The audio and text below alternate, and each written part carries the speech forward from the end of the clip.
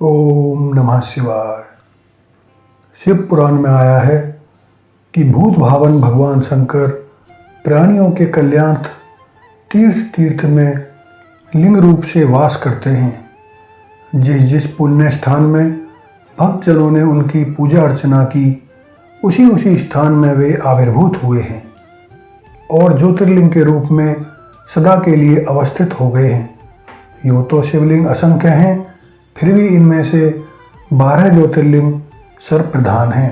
भगवान शंकर का प्रथम ज्योतिर्लिंग सोमनाथ महादेव। दक्ष प्रजापति ने अपनी 27 कन्याओं का विवाह चंद्रदेव के साथ करवा दिया, परंतु चंद्रदेव का प्रेम सिर्फ एकमात्र रोहिणी में ही था। इस वजह से बाकी 26 कन्या बहुत दुखी रहने लगी। उन्होंने अपने पिता दक्ष प्रजापति से इसकी शिकायत की। दक्ष प्रजापति ने चंद्रदेव को बहुत बार समझाया, परंतु उनके बार बार समझाने के बाद भी चंद्रदेव ने उनकी बात नहीं मानी, जिससे कुंठित होकर दक्ष प्रजापति ने उन्हें क्षयी होने का अभिशाप दे दिया। फलस्वरूप सुधाकर का सुधा वर्षण कार्य रुक गया। चराचर में त्राही त्राही मचने लगी। यह देख चंद्रमा की प्रार्थना अनुसार इंद्र आदि देवता और मुनि वशिष्ठ कोई भी उपाय न देखकर पितामह ब्रह्मा के पास पहुँचे। ब्रह्मदेव ने उन्हें कैलाश पर्वत पर महादेव के पास जाने की आज्ञा दी। कैलाश पहुंचकर चंद्रदेव ने महादेव से प्रार्थना की और सारी कहानी बताई। महादेव, मैं ऋषि अत्रि और माँ अनसुईया का पुत्र चंद्र हूँ। दक्ष प्रजापति ने मुझे क्षयी होने का अभिशाप दिया है। महादेव ने चंद्र को आज्ञा दी, जाओ कृतमस पर्वत के पास एक पुराना तीर्थ स्थल है, वहाँ जाकर तपस्या करो और तुम्हें इस रोग से मुक्ति मिल जाएगी। इस प्रकार चंद्रमा तथा सभी देव प्रभास क्षेत्र में पहुंचकर महामृत्युंजय मंत्र से महादेव की पूजा अर्चना आरंभ कर दिया। महामृत्युंजय मंत्र से पूजा और जप होने लगा। इस प्रकार कलाहीन कलाधर सोम पुनः कलायुक्त हो गए और सारे संसार में सुधाकर की सुधा किरणों से प्राण संचार होने लगा। चंद्र की प्रार्थना अनुसार उमापति महादेव भक्तों के उद्धार के लिए ज्योतिर्लिंग के रूप में सदा सदा के लिए सोमनाथ के नाम से यहाँ अवस्थित हो गए। चंद्रमा को यहाँ पुनः तेज यानी प्रभा प्राप्त हुई, अतः यह क्षेत्र प्रभास नाम से संसार में प्रसिद्ध हो गया। क्या त्रिवेणी संगम वाला यह स्थान क्या सिर्फ एक तीर्थ ही है? नहीं, यह तो भारतीय जीवन शैली की सांस्कृतिक धरोहर है। जीव और शिव, हर और हरि की आराधना का स्थान है। ये अंधकार से प्रकाश की ओर ले जाने का मार्ग है।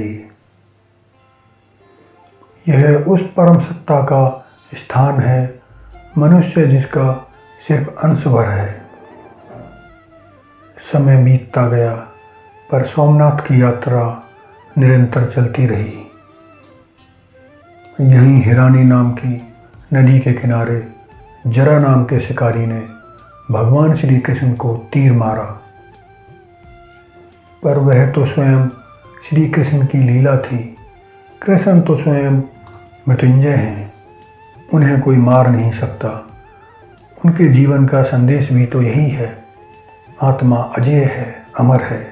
राधा के प्रेम में समर्पित हो जाने वाले, सुदर्शन चक्र उठाने वाले और कुरुक्षेत्र में गीता का प्रबोधन करने वाले, सत्य, प्रेम, भक्ति और शक्ति के पुजारी श्री कृष्ण महाभारत युग ईसा पूर्व 3102 चैत्र शुक्ल प्रतिपदा की दोपहर 2:27 पर इसी जगह अपने मानव शरीर को छोड़कर चले गए।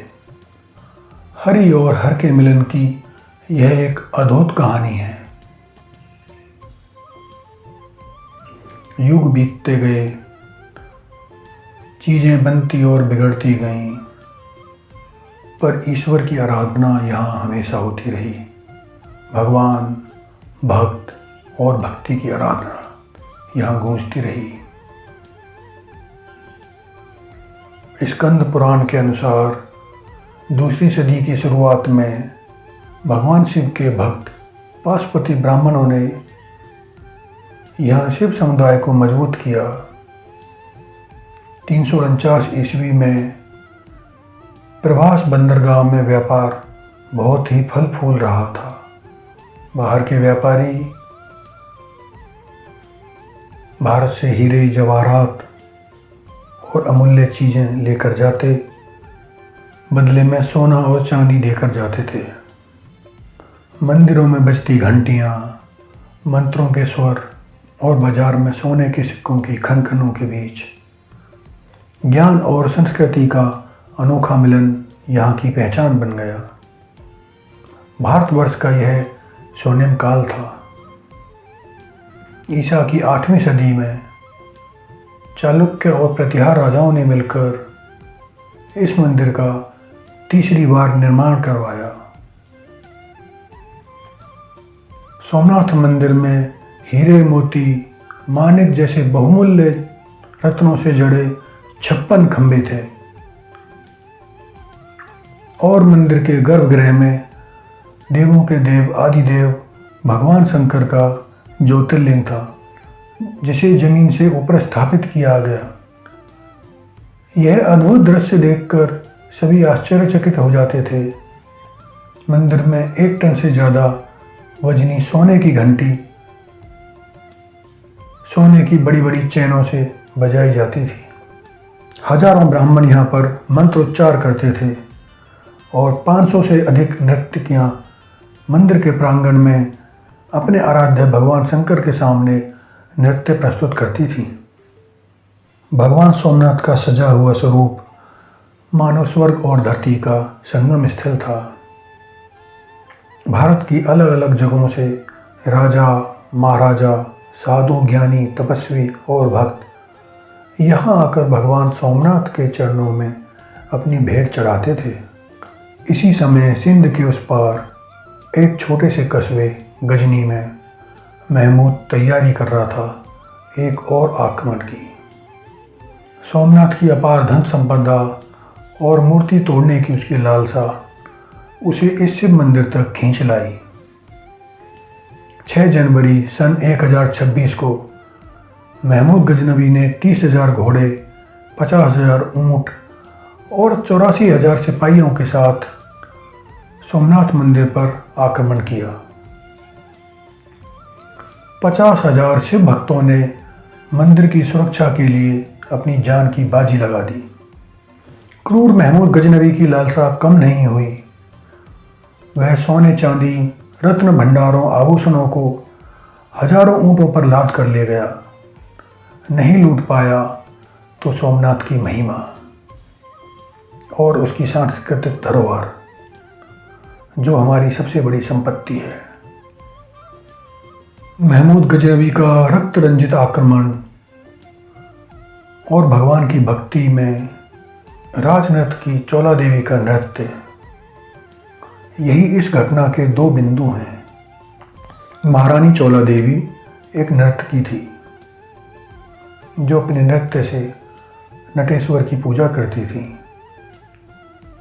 महाराज भीमदेव से उनका विवाह हुआ और वह महारानी चौला देवी को अपने महल ले गए, पर महारानी चौला अपने देव के दर्शन और उनकी सेवा के बिना नहीं रह सकती थी।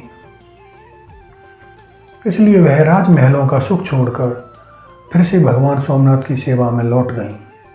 उन्हीं के चरणों में नृत्य किया, वही उनका अंतिम नृत्य था। बनाने और बिगाड़ने का यह खेल बार बार दोहराया जाता रहा। राजा और प्रजा मिलकर निर्माण करते रहे।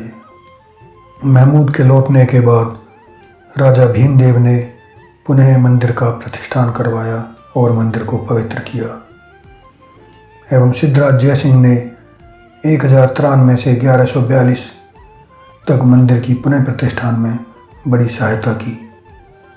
1163 में विजयेश्वर कुमार पाल ने प्रसिद्ध जैनाचार्य हेमचंद्र सूरी के साथ सोमनाथ की यात्रा करके मंदिर को पुनः बनवाया। सौराष्ट्रपति राजा खेंगार ने भी मंदिर की श्रीवृद्धि के लिए सहायता की, परंतु धर्म आयसिनु अत्याचारी अलाउद्दीन खिलजी 1297, मुजफ्फर शाह 1395, फिर तुगलक अहमद शाह ने 1413 में इस कलायुक्त मंदिर को फिर से खंडित किया। कालांतर में मुगल साम्राज्य के पतन के बाद मराठा सरदार धानाजी जादव ने सौराष्ट्र को विजय किया और 1783 ईस्वी में इंदौर की महारानी शिव भक्ता अहिल्याबाई होलकर ने टूटे हुए इस प्राचीन मंदिर के पास दूसरा शिवालय बनवाया, जिसे आज पुराना सोमनाथ मंदिर के नाम से जाना जाता है। और अंतिम आक्रमण किया मुगल बादशाह औरंगजेब ने। आदि शंकराचार्य से लेकर स्वामी विवेकानंद ने इस पवित्र भूमि की यात्रा की।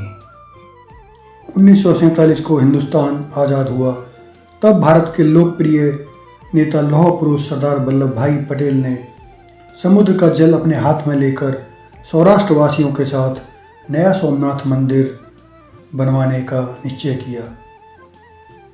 इस मंदिर का गर्भगृह बन जाने पर 1951 में 11 मई के दिन सुबह 9:47 पर भारत की पुरातन संस्कृति ने भारत के प्रथम राष्ट्रपति डॉक्टर राजेंद्र प्रसाद के हाथों ज्योतिर्लिंग सोमनाथ महादेव जी को पुनः प्रतिष्ठित किया। जय सोमनाथ। अब अगली वीडियो में महादेव के द्वितीय ज्योतिर्लिंग मल्लिकार्जुन के बारे में बात करेंगे। धन्यवाद।